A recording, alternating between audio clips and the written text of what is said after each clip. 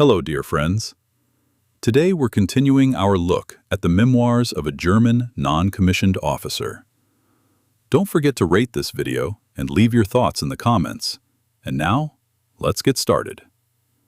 I have a firing exercise today. It was supposed to be a brief artillery firing drill, strictly in accordance with the rules. Under these conditions, the enemy positions seemed to me to be a completely uninteresting target. I kept grumbling to myself, dropping hints that target 316 would be a better choice, that I liked it, and that I'd be happy to fire at it much more. But the commanders said, no, it was too difficult. Behind the Russian positions lay a forest, and firing shells that might land far from the target wasn't productive enough. I felt a deep sense of bitterness. But then observers arrived with a report. The enemy is digging in at point 316. They're scurrying about in camouflage, and they already have new, freshly dug trenches. Reports came in one after another. Fate was on the side of my plan.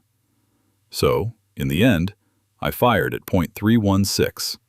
Hooray! So I forced them to hide. It was as great as being on vacation.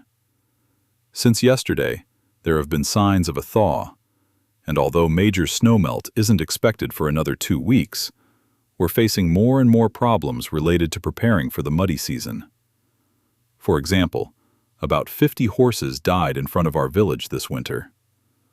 Although the civilian population made great efforts to get rid of the carcasses, the skeletons were still visible beneath the snow. The most practical method is to burn the remains. This takes a lot of firewood, and, of course, it's impossible to achieve the same heat as in a crematorium. However, it is a tried and true method. When the snow melts, the bodies of several killed Russians will also become visible. No, our work is not exactly refined, but that's just the way it is. It was acknowledged that we had done a good job over the past few weeks. The battery commander and Lieutenant von Tindenberg were commended in official reports. Von Hindenburg was promoted to captain. One of the battalion commanders was awarded the German Gold Cross, and the regimental commander, Colonel Dannhauser, received the Knight's Cross. Outside, a blizzard rages, whirling up snowstorms.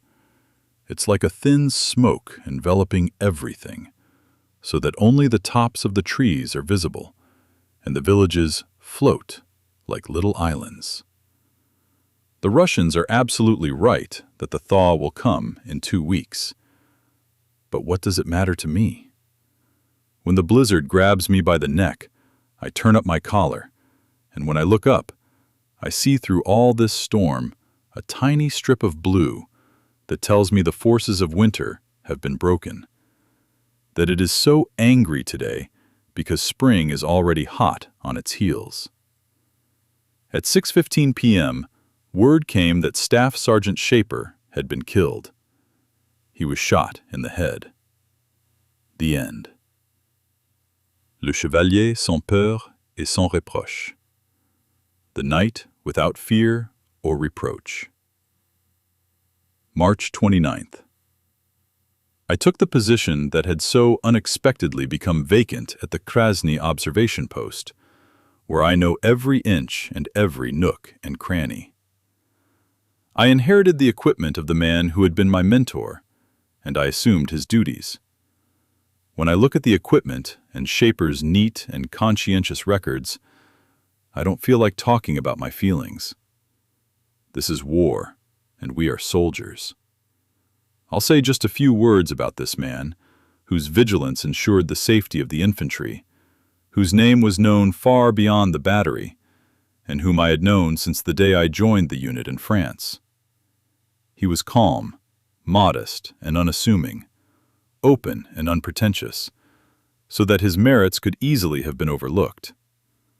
We jokingly called him the Lion of Bellavino and Latino, but we did so sincerely and with admiration. He would laugh and protest, "Guys, don't be silly." But in fact, He was on the front lines in every difficult situation, always in the most dangerous sectors, wherever the action was. He could fire a shot as few others could, with a rare talent for mastering the entire theory. He knew his craft inside and out.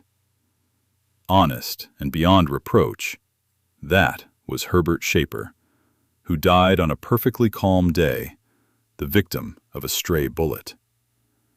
The driver who took him away from the front lines was in tears. People say, how often I've heard this over the last few days, "It's fate," or "It was meant to be." But is it right to say that? Isn't it simply a bitter attempt to hide our feelings about what has happened because we are too afraid to look directly at the absurdity of it all? Or perhaps our fragile minds simply need something to cling to. Alas, we will not let go of it so easily. What is happening makes no sense and does not conform to any human law. War strikes blindly, and if it has a law at all, that law is to kill the best. Those who protect themselves will be spared, says Bohr. He is right. Those who do not protect themselves are vulnerable. They are as cautious in their actions as they possibly can be. Their will to live is an attempt to overcome this law, and the more clearly they understand the law, the faster and stronger they become. Because here you cannot step aside. No one submits to their fate. We are not God's lambs. We defend ourselves. Even if the hand of war sometimes grips us so tightly that all we can do is cry out, "Save us, God!" The fate that keeps us afloat is the fate contained within our own strength, with its hidden resources. We believe not in God, but in the cool-headed thoroughness with which we carry out the tasks set before us. We remain open to the situation as long as the course of events is beyond our control. This is inevitable. We adapt, trying to stay active and remain vigilant. This way, we can reduce the danger. But we cannot eliminate it. The bullet whose whistle you hear has already flown past, and no one knows where it is headed. This is the kind of situation we have to put up with, but we haven't withdrawn from it. That's a significant difference. Yesterday, the Russians finally managed to do it. At least, they made it to our barbed wire fence, just 25 meters from the snow wall. "I got there at just the right moment," said Gable, the fodder sledge driver. "Just in time to cross my Schmeisser. I jumped out after the sergeant and let them get a taste of my submachine gun. They slipped through a hole in the barbed wire fence, and when I looked, I saw that not a single one of them had been killed." That night, the gun crews were called out 11 times. The phone rang all night long. The battery commander's voice was a little hoarse, and I wasn't exactly thrilled either. From my artillery position, I witnessed all the commotion around my old outpost. But even here, constantly being dragged out of bed, you feel out of place. Yesterday afternoon, the Russians were firing along the strip between the artillery positions and the village. Like great mediums, we watched it all as if from a grandstand. We stood on the sidelines, hands in our pockets, observing everything with the eyes of true connoisseurs. It was very amusing to watch people running along the road, an entertaining spectacle for spectators, but not so amusing for those involved. However, they themselves will laugh about it later. Danger overcomes a growing thirst for life, and some of us actually seek it out. Playing with death holds great appeal. The smell of battle makes you want to be there. If you know any particular sector as well as I know Observation Post Red, you feel that this is exactly where you're supposed to be. It's your sector that they're advancing on. As soon as the next report comes in, I know that this is here and that is there. I can visualize the terrain, the contours of the land, the permanent firing position, the snow berm, and the snow dugout from which my comrades are being fired upon. In short, I belong to this world. When I go outside and hear the fire intensifying, I feel personally involved. Night falls. Someone is playing the harmonica. Folk songs, songs of the homeland. We felt that we had changed greatly. Danger makes people long for home. We stepped outside to listen to the great songs of war sung by the shells as they flew from the barrel with 8 charges, accompanied by a dazzling flash and an ever-increasing rumble in a powerful range of sound. We watched as the occasional Russian shells fell onto the field. We interrupted our chess game only once today, when shrapnel shattered our windows. We crawled into the dugout for a while, thinking that perhaps it would be wiser to do so. But after that, we never had to repeat that experience. Please do not write about your hopes that we will be released, and do not call the work we do superhuman. There can be no question of release.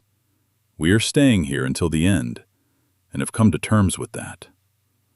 Besides, people do not achieve the superhuman. We have achieved something, yes, but we hate public praise. It causes confusion and leaves an unpleasant aftertaste. The worship of heroes is a dubious thing. Exaggeration gives us a stomachache. One should not exalt anyone to the heavens until they have died. Then, if he is killed, one should write, "He died for Germany," and nothing more. Whether he gave his life voluntarily, and what he felt in doing so, is his own concern. In short, this is something entirely different. There is something we talk about again and again. It's as old as the hills. It's been thought about and discussed thousands of times, and yet it's becoming more and more important to us. I'm not speaking personally here. This isn't a personal matter. It's a question that, in one form or another, concerns everyone here. What will happen when I die? Would it be good if I continued to live on in my child? Some people say, no, you have no right to leave a widow with a small child. But it seems to me that their argument isn't very strong. The more open a person is here to solitude, to enforced celibacy, and to the idea that the body is an ephemeral shell, the stronger the urge becomes to witness their own rebirth through their bloodline. This is nature's claim to its rights. It is as if they still owe her a debt.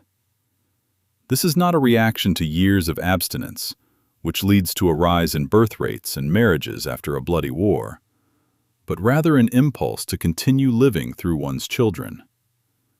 These people feel that their lives are not yet complete. All their fine arguments pale in the face of primal forces, the omnipotence of nature, and the voice of blood, which strives for the continuation of life and refuses to fade into oblivion until it, the blood, has been passed on to the next generation. The war is far from over. I want to have a child, the soldiers say, soon, on my next leave. The strange life of the front. April 17th, 1942. On this day, Helmut Pabst made his last will and testament. I went out in the afternoon to gather alder catkins and willow branches with swollen buds. But then the bundle remained untouched on the table. Sergeant Godowski had been killed. And once again, I found myself having to fill in for someone over the past few days. It happened the day before yesterday. Ultimately, however, I never made it to my post. We moved the observation post a few hundred meters to the right, and now I'm sitting on a rickety platform made of spruce branches. It's on the edge of the boot, next to a good dugout. The path up is well camouflaged. It runs through a ravine where the sun is already beating down hard. Meltwater rushes into the Dersha in a turbulent, noisy stream, and the finches and titmice have come alive as if it were already summer. Yesterday, I saw the first butterfly. At noon, I was sitting with the guys from the infantry on the trunk of a fallen tree in the ravine, stretching out in the sun. But in the mornings, the ground is still frozen solid, so it's easy to walk across the remnants of the snow-covered fields. At least when I went outside at 5 o'clock this morning, I didn't even get my feet wet.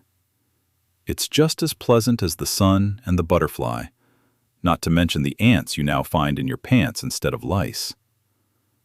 Now they're all gone, my old friends from the 6th Company, Sergeant Wissig, the tireless sergeant from company headquarters, Weisky, the military medic, Freilich, the signalman, Sergeant Roth, the buddy with whom I often basked in the sun, Heinze, the young staff sergeant, and, finally, the restless August. How many wonderful and how many terrible hours we spent together. What a farewell party. We had a large, unaccounted-for stockpile of ammunition, light and heavy mortars, and a number of spare machine guns. So on the night of the 19th, we fired a farewell salute, which was great fun. The Russians had already been driven back during the day by our artillery. There was such a roar rolling across the front that up on our platform among the tree branches, we were hopping from one foot to the other. By late evening, August fired a surprise salute in P's honor from his mortar, a small personal fireworks display of 50 rounds. After that, my own mortar contributed to the show every half hour. When the clock struck midnight, machine guns began rattling, and the entire front came to life. The phones rang. "What's going on over there? Is Ivan attacking?" "No," we replied. "It's a farewell salute." We, in turn, burst out laughing. Reinforcements arrived in the evening, sappers. The first to come to me was none other than Jansen, an old acquaintance from Daulas. With his squad, he took up quarters in the dugout near my observation post in the tree.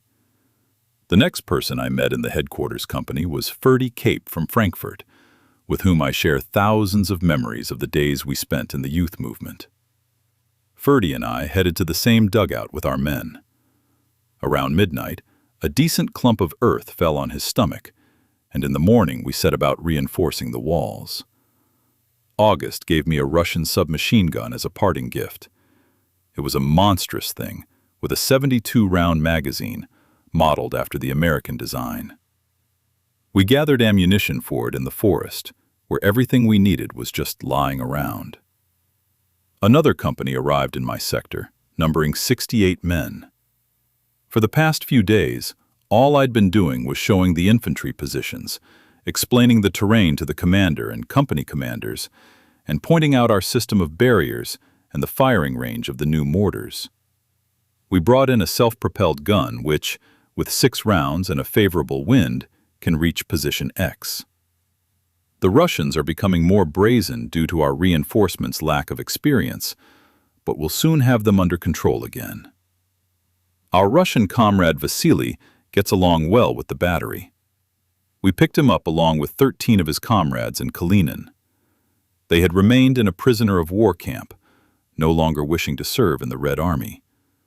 We took them all with us, and throughout the winter they helped us procure horses. But Vasily was particularly active and attached to us.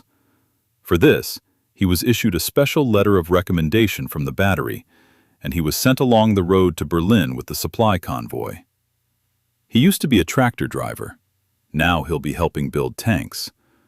But Vasily says that, in fact, he doesn't want to go to Germany.